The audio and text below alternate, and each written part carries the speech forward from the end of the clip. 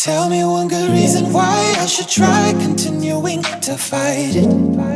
Hey guys, welcome back to the channel, and this is my review of the Logitech G102. Now, I wasn't really planning on buying this mouse, but since my Rakiano and Raktalum are already both malfunctioning, mainly because I tend to slam my mouse when I'm angry in the past, not now of course. So why not buy a new already popular mouse for a review? So you can buy it here in the Philippines for 1,000 to 1,300 pesos or about $20 US.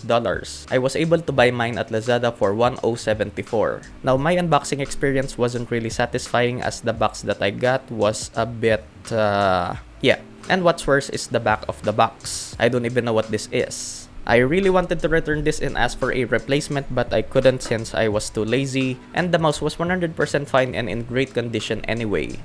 So inside the box, you get the mouse itself and a piece of paper. Build quality is good for the most part and nothing's poorly built.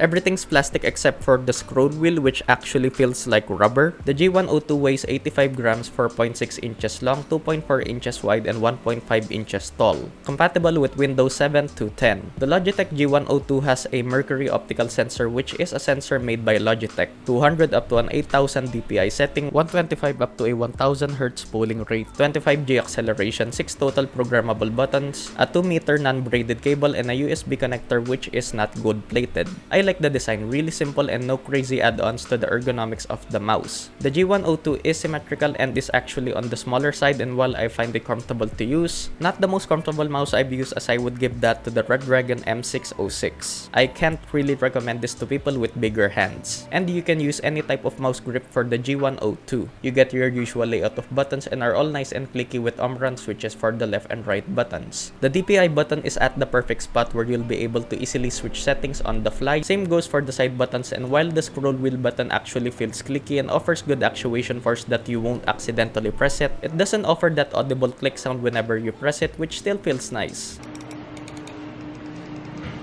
For the bling blings, you get an RGB LED strip and the light up Logitech G logo. Under the mouse, you get the smooth PTFE feet, which stands for polytetrafluoroethylene. Yeah, in short, Teflon. You can optionally download the Logitech gaming software, which automatically detects which peripheral you're using. So you can customize the mouse settings, DPI settings, polling rate, and lighting settings with 3 lighting effects. I wish I could use the G logo as the DPI indicator, but unfortunately you can't. So what's it like using the G102? Well, really good, and I would say similar to the Rakiano and Raktalum, which is impressive as the G102 is cheaper than these two. Tracking is accurate and the mercury sensor from Logitech is responsive. Great for regular use and of course gaming. It has a 25G acceleration, and combined with a 1mm lift of distance, this is a great mouse even for competitive gaming.